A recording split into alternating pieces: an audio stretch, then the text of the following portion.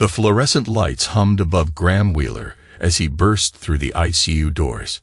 His work boots pounded against the sterile floor, leaving dirt marks he didn't care about. The smell of antiseptic hit him like a slap. "Reed Wheeler," he said to the nurse at the desk. His voice came out rough as gravel. 7 years old, car accident. The nurse's face softened. "Room 12, down the hall, third door on the right." Graham moved before she finished talking. His hand shook as he pushed open the door. There lay his boy, small and fragile in the hospital bed. Tubes everywhere, machines beeping. Reed's face, usually bright with mischief, looked pale as paper. Graham dropped into the chair beside the bed. He reached out, paused, then gently took Reed's small hand. Still warm, still alive. "Hey, buddy," he whispered. "Dad's here." The machines kept their steady rhythm. Graham stared at the rise and fall of his son's chest, each breath a small miracle. His phone buzzed. "Violet, finally, where are you?" Graham's voice was ice. "Graham, thank goodness. Listen, I need you to come help set up for Mom's birthday tomorrow. The caterer, just. Our son is in the ICU." Silence. Then, "Oh, is it serious?" Graham's free hand clenched into a fist. "Is it serious? He's unconscious. Tubes down his throat. They don't know if." He stopped, breathed. "Get here. Now. I can't just leave. Mom's party is tomorrow, and—" "Violet, don't use that tone with me, Graham Wheeler. You know how important this is to her. If you don't come help, I'll cut you off. You'll regret." Graham ended the call, stared at her name on the screen. 7 years of marriage. 7 years of putting up with her family's demands. Their manipulations, their constant need to control everything. He deleted her number just as a nurse came in to check Reed's vitals. Graham watched her work, efficient and gentle. "Your father?" "Yeah, he's stable." "That's good. Kids are tough." She adjusted an IV line. "His mom coming?" "No." The nurse nodded, made a note on her clipboard, and left without another word. Graham leaned back in the chair, staring out the window. The Colorado mountains stood dark against the night sky. He had grown up in those mountains, learned to hunt, to track, to survive. The army had taught him even more. How to wait, how to watch, how to strike when the time was right. But none of that mattered now. His son needed him here. Present. Awake. Hours passed. Graham didn't move except to stretch his legs. Other parents came and went in the hallway. Some crying, some silent, all carrying the same weight. His phone buzzed again. Myra this time. Violet's mother. He let it go to voicemail. Then another call. Unfamiliar number. Another ignored call. They could all go away for all he cared. The sun rose slowly, painting the mountains gold. Graham's eyes burned from lack of sleep, but he kept them open, watching, waiting. Then a different nurse came in for the morning shift. She smiled at Graham. "Been here all night?" "Yeah. Want some coffee?" "There's a machine down the hall." "I'm good." She checked Reed's chart. "Doctor will be by soon for rounds." "Things look better this morning." Graham nodded. Better was something. After she left, he stood and stretched. His back protested from the chair. He walked to the window, watching the parking lot fill with the day shift. Normal people heading to normal jobs. Living normal lives where their children woke up for school instead of lying unconscious in hospital beds. His phone showed 17 missed calls. Violet, Myra, Wade, and some numbers he didn't recognize. Probably more of Myra's church friends ready to guilt him about missing the party setup. He turned the phone off completely. "Daddy." Graham's head snapped up. Reed's eyes were open, glazed but aware. "Hey, buddy." Graham leaned forward, keeping his voice soft. "I'm right here. Hurts. I know. The doctors are helping. You're going to be okay." Reed's eyes drifted closed, then opened again. His mouth moved, words barely audible. Daddy got hurt. 'Cause Mommy and Grandma were yelling. Grum's blood turned cold. What do you mean, buddy? In the car. They were so loud. Then the crash. Reed's small hand gripped Grum's finger. She hit me. The door opened. Nurse Rowan Bell entered, then stopped. Graham recognized her from high school. Before he enlisted, before everything changed. Graham, I didn't know you were. Is this your son? He nodded, unable to speak. Reed's eyes found Rowan. Pretty lady, he mumbled. Despite everything, Rowan smiled. Well, aren't you sweet? She moved to check his monitors, but Reed kept talking. I saw Mommy kissing that guy in the backyard. His voice grew stronger, more upset. She got mad when I saw. Really mad. Rowan's hand stilled on the equipment. She glanced at Graham, whose face had gone stony. It's okay, Reed. Graham managed. Rest now. But Reed wasn't done. She said I was bad. Said I ruined everything. Grandma said I was going away forever if I told. Finn, I didn't mean to see. Tears rolled down his pale cheeks. I just wanted my basketball from the yard. Then she pushed me hard, and I hit the wall, and she said if I told anyone. Shay. Graham smoothed his son's hair. You're safe now. No one's going to hurt you. Reed's eyes closed again, exhaustion taking over. Graham sat back, his mind racing. Rowan finished her checks in silence. Graham, she said quietly, what he just said, you heard it. As a mandatory reporter, I have to. I know. Graham's voice was flat. Do what you have to do. She nodded and left. Graham stared at his sleeping son, the pieces clicking into place. Violet's increasing absence, her anger when Reed needed attention, the way she'd started keeping him away from Graham, claiming he needed to spend more time with Grandma. He pulled out his phone and turned it on, ignoring the flood of messages, and opened the Nanny Cam app. They'd installed cameras after a break-in scare last year. Violet had complained about the expense. Most of the recent footage showed corrupted files. Strange, but one clip from 3 days ago still worked. Graham hit play. The kitchen came into view. Reed stood by the table, a broken glass on the floor. Violet entered the frame, her face twisted with rage Graham had never seen before. You stupid little brat. She grabbed Reed's arm, yanking him hard. You did that on purpose. I didn't mean to. She shoved him. Hard. Reed stumbled back, hitting the counter. Shut up. You ruin everything. Everything. She leaned down, her face inches from his. If you tell your father any of this, I'll make sure you never see him again. Grandma and the neighbors will tell them you're lying. That you're sick in the head like your dad. The video cut out. Graham sat in perfect stillness. The rage inside him was ice, not fire. Cold, patient, calculating. He saved the video to 3 different cloud services. Then he called his lawyer, Tom Graham-Wheeler. I need you to file some papers today. Graham drove home in silence. Reed was stable, sleeping peacefully with Rowan checking on him every hour. The house looked the same as when he'd left for work yesterday. Before the call, before everything shattered. Violet's car sat in the driveway next to a black BMW he didn't recognize. Graham parked on the street, walked to his truck, and grabbed his work bag. Inside was a small camera he used for welding inspections. He turned it on and slipped it into his pocket. The front door was unlocked. Voices drifted from upstairs. Violet's laugh. A man's low chuckle. Graham moved through his own house like a ghost. Up the stairs, avoiding the creaky 3rd step. Down the hall he painted last summer while Violet complained about the smell. Their bedroom door stood ajar. Told you he wouldn't come back, the man was saying. Too worried about his precious son to care what you need. Lyle, stop. Violet giggled. Actually giggled. He might. What? Show up?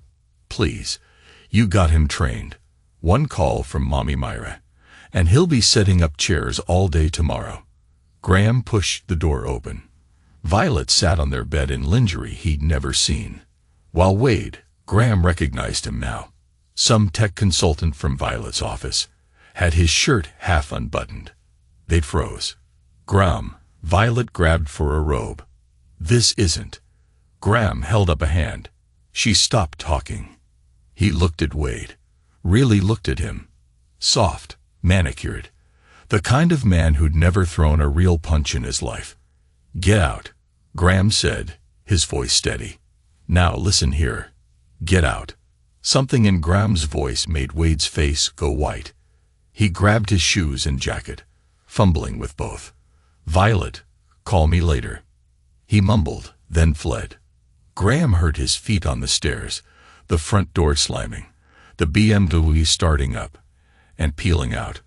Violet clutched a robe closed. Graham, please let me explain. No. He walked to Reed's room. Started packing clothes, toys, his favorite books. Violet followed, her voice rising. You can't just take him. I'm his mother. You hit him. She stopped. What? He told me. In the hospital. While you were here with Wade. He's confused. The accident. I have video. Her face changed then. The mask slipped. For a second, he saw what Reed must have seen. The real Violet. You can't prove anything. Mom knows everyone. The judges, the police, I'm taking my son. Try to stop me. He brushed past her, Reed's bag over his shoulder. She grabbed his arm. If you leave, you'll regret it. Mom will destroy you. You know she can. You're nothing, Graham. Just some broken soldier. He shook her off and kept walking down the stairs, out the door, into his truck. As he drove away, he saw her in the rearview mirror, standing in the doorway, phone already to her ear, probably calling Myra, starting the war. Let them come. He had his son to protect. Everything else was just noise. Graham sat in his lawyer's office, watching Tom Bradley's face grow darker with each document. She filed first. Tom said, claims abandonment. Mental instability due to PTSD. Says you took Reed without permission during a psychotic episode. I have the video of her hitting him, which her lawyer claims is doctored. They'd got 3 witnesses saying you've been showing increasingly erratic behavior, paranoid delusions, violent outbursts at work. That's bullshit. I know. But Judge Brennan goes to Myra's church, plays golf with Pastor Wade every Saturday. Tom leaned back. They're playing dirty, Graham. Really dirty. The door opened. Tom's assistant looked worried. Mr. Bradley, Channel 9 is here.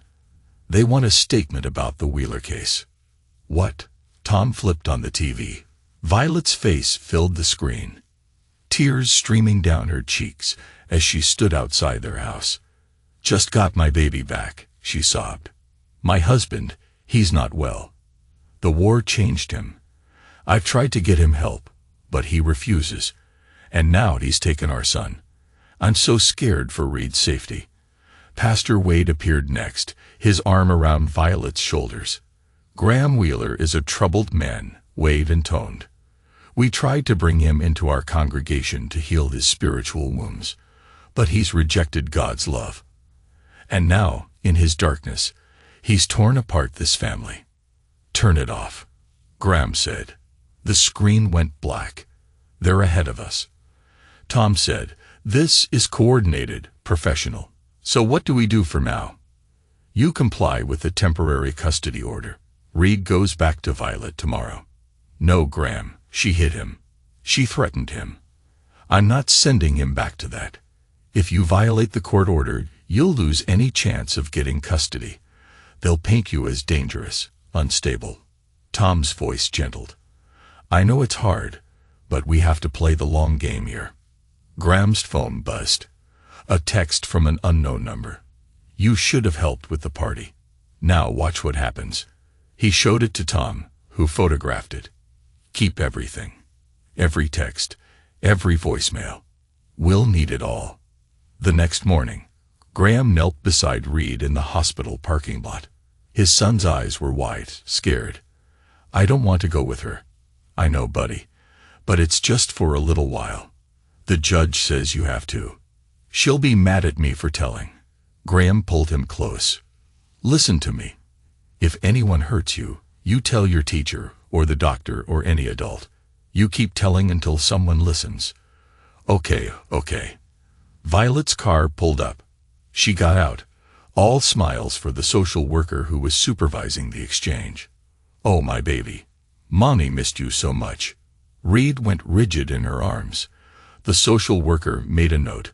We'll see you Saturday for your visitation, Mr. Wheeler, she said. Graham nodded, watching them drive away with his son looking back through the rear window. That afternoon, his welding shop felt empty. He tried to work, but couldn't focus. His phone rang constantly. Reporters, curious neighbors, a few veterans offering support. Hey, boss. Derek, his youngest employee, stood in the doorway, looking uncomfortable. What is it? There's some woman outside says she's from CPS. Wants to inspect the shop for safety violations. Of course, Myra's reach extended everywhere. Let her in. We've got nothing to hide. But he knew it didn't matter. They'd find something or make something up. This was just the beginning. The Wyoming wind cut through Graham's jacket as he pulled up to Hank Rosser's ranch. His old squad leader stood on the porch, unchanged except for more gray in his beard. Brother, Hank said, pulling Graham into a hug. Been too long. Yeah. Heard about your troubles. Violet showing her true colors. You could say that. Hank spat tobacco juice off the porch. Never did like her too much. Not enough soul. They went inside, where Mary, Hank's wife, had coffee waiting. How's Reed? She asked. Scared, but tough. Graham accepted the mug gratefully. Thanks for letting me come out. You need to get your head right. Hank said, can't fight this battle all emotional and scattered. You need to be ice cold. Methodical. They spent the morning at Hank's range. Graham's groups were tight, but tense. Hank watched, saying nothing until Graham emptied his third magazine. You're anticipating, jerking the trigger. I know. No, you don't. You're thinking about her. About what she did. About what you want to do. Hank reloaded Graham's pistol. That's how you lose. Get killed overseas or lose your kid here. Same result. Graham took a breath. Let it out slow. Raised the weapon again. Better. Now, tell me the plan. There is no plan. Bullshit, Hank said. Graham fired 5 more rounds. All sent a mass. They're using the system against me. He said finally, Myra owns half the town. Judges, cops, everyone. So I came and playing by their rules. Hank smiled. Now you're thinking. They moved to the barn, where Hank had set up a makeshift gym. Heavy bag, speed bag, weights. They wrapped their hands and got to work. You remember Fallujah? Hank asked, holding the heavy bag as Graham worked combinations. That house-to-house shit. Yeah. What do we learn? Graham's fists impacted in a steady rhythm. Violence of action. Speed. Surprise. What else? Intelligence. Know everything about your enemy before you move. And 1 shot. 1 kill. No second chances. Apply that here. Graham stopped punching. Sweat dripped onto the barn floor. This isn't war, Hank. Isn't it? They declared it when they took your boy. When they spread lies about you. Hank's eyes were hard. Differences. You can't use bullets. But the principles. Same. They trained for 3 days. Shooting. Fighting. Planning. Mary kept them fed and didn't ask questions when they spread maps and documents across her kitchen table. The boyfriend, Hank said, studying a photo Graham had taken. Lyle Heron. Soft target. I'm not going to prison over that piece of shit. Didn't say kill him. But he's the weak link. Guys like that. All ego, no spine. Apply pressure, and he'll crack. And then you use what he gives you. Build your case. Document everything. Hank tapped the table. You don't forgive them, Graham. Not them. Not ever. You take your time. And when you hit once. Hard. Complete destruction. On the last night, they sat on the porch, watching the stars. Clear Wyoming sky, no light pollution. You know what this will cost. Hank said, even if you win. Yeah. The town will turn on you. Your business might suffer. You'll be the bad guy in their story forever. Don't care. Good. Caring makes you weak. Your boy needs you strong. Graham left the next morning, driving back to Colorado. He felt different. Centered. Cold. Ready. His phone had dozens of messages. He ignored them all except one from his lawyer. Emergency hearing tomorrow. Violet claiming you violated custody agreement by leaving state. Be there. Graham smiled. Let them think they were winning. Let them get comfortable. He had work to do. The tap house sat on the edge of town. The kind of place tech workers went to feel blue-collar for a night. Graham parked across the street, watching Lyle's BMW in the lot. Thursday nights, according to the receptionist at Lyle's office, amazing what people told you when you showed up with coffee and a smile. He always went for drinks with his team on Thursdays. Graham had spent 2 weeks learning Lyle's patterns, where he lived, where he worked, his gym schedule, his Thursday night ritual. Now he waited. At 9:47, Lyle emerged with 3 other men, all soft, all drunk, all laughing too loud. Swear to God, Lyle was saying, 2 women on a leash. The wife doesn't even know about the mistress. And the mistress is so desperate. She'll do anything. One of his buddies high-fived him. Living the dream, man. Best part. The mistress's mom basically runs the town. I'm untouchable. Her ex tries anything. He's done. They moved toward their cars. Graham got out of his truck and walked across the street. Just another guy heading to the bar. Hey, one of Lyle's friends said, bar's that way, buddy. Graham kept walking straight at Lyle. Can I help you? Lyle's voice wavered slightly. We need to talk. I don't know you. Sure you do, Lyle. I'm the ex you were just bragging about.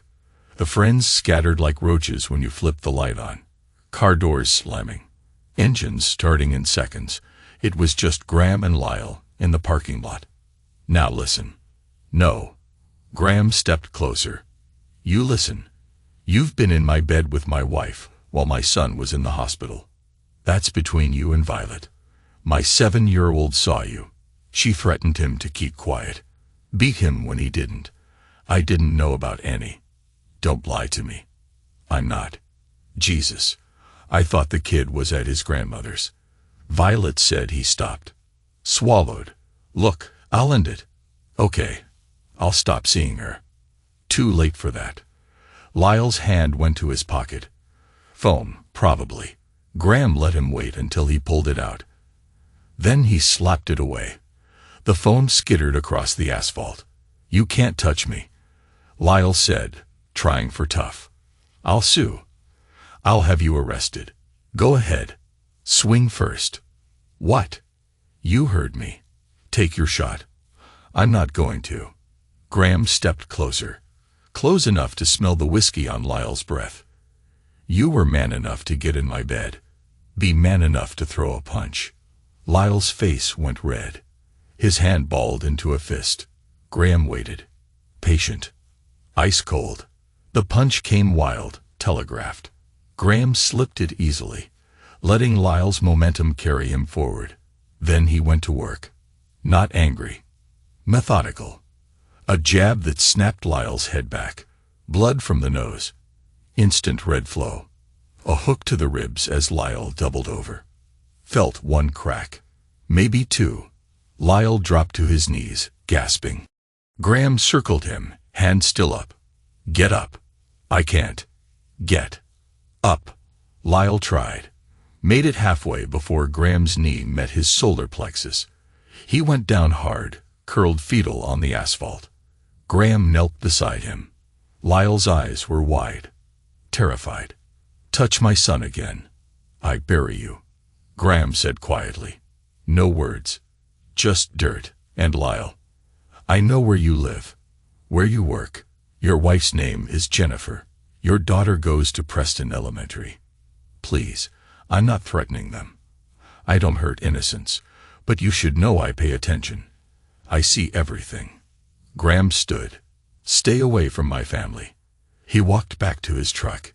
In the rearview mirror, he saw Lyle still on the ground, trying to crawl to his phone to call home. Graham washed the blood off his knuckles. Minor scrapes. He'd hit properly, protected his hands. His phone rang. Tom. Graham, what did you do? Had a conversation. Lyle Heron is at the ER. Says you assaulted him. He swung first. The parking lot has cameras. Silence. Then, you planned this. Prove it. Graham. He was drunk. Bragging about sleeping with Violet. About being untouchable. He threw the first punch. I defended myself. The cops won't find me. I'm in Denver for a welding conference. Have an all-day. Registration forms and everything. More silence. Be careful, Graham. They'll use this against you. Let them try. Graham hung up. Looked at his hands. Steady. No shake. No regret. Point one target down. Time to plan the next move. Graham watched from his truck as the story unfolded on social media. Lyle's wife, Jennifer, had found out everything. The post started simple. When you find out your husband has been cheating with a married woman while you were home with a newborn. Then came the receipts, screenshots of texts, credit card statements showing hotel rooms, photos from Lyle's cloud storage. He'd forgotten the lockdown. But Jennifer went deeper. Found financial irregularities at his company, contracts awarded to friends, kickbacks disguised as consulting fees. By noon, Lyle's LinkedIn showed him looking for opportunities. By evening, local news picked up the fraud story. Graham's phone rang. Unknown number. You did this. Violet's voice was shrill. You destroyed him. Lyle destroyed himself. I just had a conversation with him. He's lost everything. His job, his family, not my problem. You bastard. You think you've won. Mom will. Graham hung up. Let her rage at the dial tone. His lawyer called an hour later. Reed's counselor filed a report. Multiple sessions documenting emotional and physical abuse. She's recommending immediate custody reevaluation. Emergency hearing next Tuesday. Graham, this is good. Really good. Combined with Lyle's implosion and the public fraud scandal. Just get my son back. Working on it. Also, thought you should know. Myra's been calling judges all morning. But with the counselor's report and Lyle's situation, even her connections are backing away. That night, Graham visited Reed during his court-approved visitation time. His son ran to him at the supervisor's office. Dad, did you see? Mom's boyfriend doesn't come around anymore. Is that so? Yeah, Mom's been crying a lot. Grandma too. They keep yelling at each other. The supervisor made notes. Everything Reed said went in the file. How are you doing, buddy? Better. Mrs. Chun at school lets me eat lunch in her room when I'm sad. That's good. Dad, are you winning? Graham looked at his son. Those trusting eyes. Yeah, buddy. I'm winning. Myra's annual charity gala was the social event in their corner of Colorado. 300 guests, silent auction, Pastor Wade giving the blessing, all to raise money for Myra's foundation, which everyone knew funded more gala than charity. Graham adjusted his tie in the mirror. He'd rented a tux, gotten a haircut, clean-shaven, looking respectable.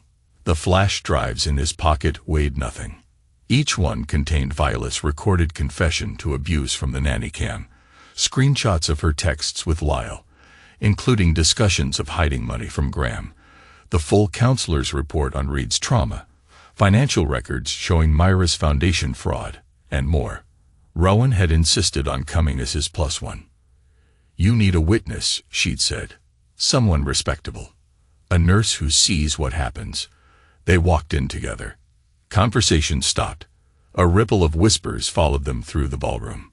Myra held court near the auction tables, tripping in jewelry that cost more than most people's cars. She saw Graham, and her face went purple. "How dare you?" "Evening, Myra." Graham smiled. "Lovely party. Get out. You're not welcome here." "Actually, I donated. That gets me a ticket, right?" Pastor Wade appeared, trying to defuse the situation. "Graham, perhaps it would be best." Graham reached into his pocket. "I have something for you." He handed Wade a flash drive, then moved through the room, giving drives to the newspaper editor, the president of the Chamber of Commerce, 3 city council members. "What is this?" someone asked. "Truth," Graham said, simply. His voice rose over the crowd. "Don't believe anything from that woman. She's sick, delusional." Someone plugged the drive into the auction display laptop. The nanny cam footage appeared on the ballroom's main screen, Violet's voice filling the room. "If you tell your father any of this, I'll make sure you never see him again. Grandma knows judges will tell them you're lying, that you're sick and a head like your dad." Gasps, Mira screaming for someone to turn it off. But more screens lit up as people checked the drives on their phones. The financial records, the texts, everything. "He's lying," Mira shrieked. "It's all fake. He's trying to destroy our family because he's possessed by Satan. The devil works through him." Rowan had her phone out, recording everything. "Turn that off." Mira lunged at her. Wade tried to hold Mira back. "Please, let's all calm down. Don't touch me." She shoved the pastor. "You're all against me. All of you." The meltdown was spectacular. Mira throwing champagne glasses, screaming about conspiracies, calling out judges by name, threatening to reveal their secrets if they didn't help her. Security finally escorted her out, still ranting. Graham stood in the sudden quiet. "I apologize for the disruption," he said to the room. "I just wanted the truth known. Enjoy your evening." He left with Rowan. In the parking lot, she was shaking. "That was necessary. The video's already going viral. I've got 200 shares. Good." She looked at him. "You're not the same man who left for Basic all those years ago." "No, I'm not." By morning, Myra's empire was crumbling. The foundation was under investigation. Major donors pulled out. 3 judges recused themselves from anything involving her family. Violet's social media disappeared. Her friends went silent. The court moved fast after that. The custody hearing was brief. Violet's lawyer looked defeated before it even started. "Your Honor," he began, "my client wishes to voluntarily relinquish primary custody to ensure the child's well-being during this difficult time." Translation: they knew they'd lost. The judge didn't want to deal with Myra's friends. He reviewed everything. The counselor's report, the video evidence, the witness statements. Custody is awarded to Mr. Wheeler. Mrs. Wheeler will have supervised visitation every other Saturday, pending completion of parenting classes and anger management. "Your Honor." Violet stood up. "Please. He's my son." "Ma'am, sit down. The evidence of abuse is clear. You're fortunate you're not facing criminal charges." The judge turned to Graham. "Mr. Wheeler, do you have anything to add?" "No, Your Honor." "Very well. Court is adjourned." Outside the courthouse, Violet waited by his truck. No Myra. No lawyer. Just her, looking smaller than he'd ever seen her. "Graham, please. Can we talk?" He stopped but didn't speak. "I'm sorry. I know that doesn't fix anything, but I'm sorry. I let Mom get in my head. Let her control everything. And Lyle was a mistake. A huge mistake. Still," he said nothing. "I've lost everything. My job, my friends, my family. Mom won't even talk to me. Says I ruined everything." Tears ran down her face. "I know I hurt Reed. I hate myself for it. But please, don't cut me out completely. He's my son too." Graham pulled out the divorce papers, handed them to her. "Sign these. Follow the custody agreement. Get help. Real help. Not your mother's version. Maybe someday, Reed will want a relationship with you. That's his choice, not mine. You won't forgive me. No. We had 7 years, Graham. Doesn't that count for something? It counted when you hit our son. When you chose your boyfriend over your family. When you let your mother poison everything we built. She was sodding now. Please, I'm begging you. One more chance.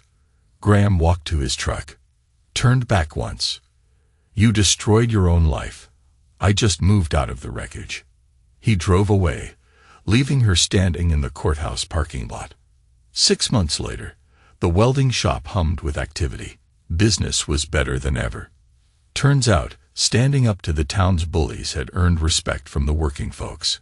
Graham watched through his office window as Reed practiced riding his bike in the shop's parking lot. No more fear in those eyes. Weekly therapy was helping. So was stability. Routine. Knowing he was safe. Knock. Knock. Rowan stood in the doorway with coffee. She'd been coming by more often. Sometimes with medical questions about workplace safety. Sometimes just to talk. Coffee fairy strikes again. Graham said, accepting the cup. Thought you could use it. Big contract review today, right? Yeah. Denver high rise. 6 months of work if we get it. She watched Reed wobble on the bike, then find his balance. He's doing great, getting there. You both are. They stood in comfortable silence. Then Rowan pulled something from her bag. A small plastic evidence bag. Remember this. The original nanny cam SD card. The one piece of evidence he'd held back. Why do you have that? You gave it to me. Said to keep it safe, just in case. She handed it to him. Case is closed. Thought you might want it. Graham took the bag. Such a small thing to hold so much pain. What will you do with it? He opened his desk drawer. Inside was a small safe where he kept important documents. Birth certificates, his discharge papers, photos of Reed as a baby. He put the SD card inside and locked it. Nothing. It stays there. Reminder of what we survived. Not evidence for court.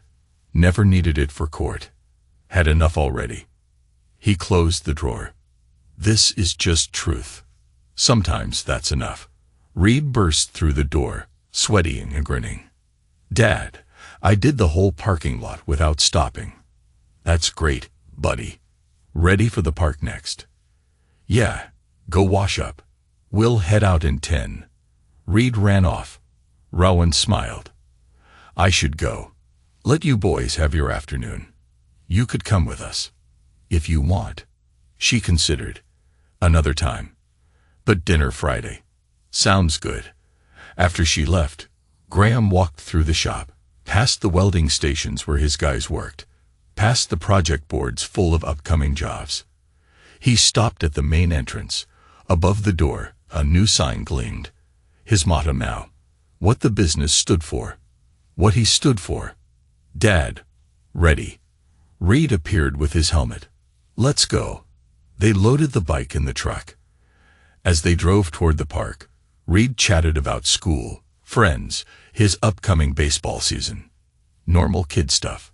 Beautiful, ordinary, precious normal kid stuff. The mountains stood tall in the distance, unchanging, enduring like truth, like steel. Graham had survived hell, had fought through the fire, had protected what mattered most. And now, finally, they could build something better from the ashes. The war was over. The third one.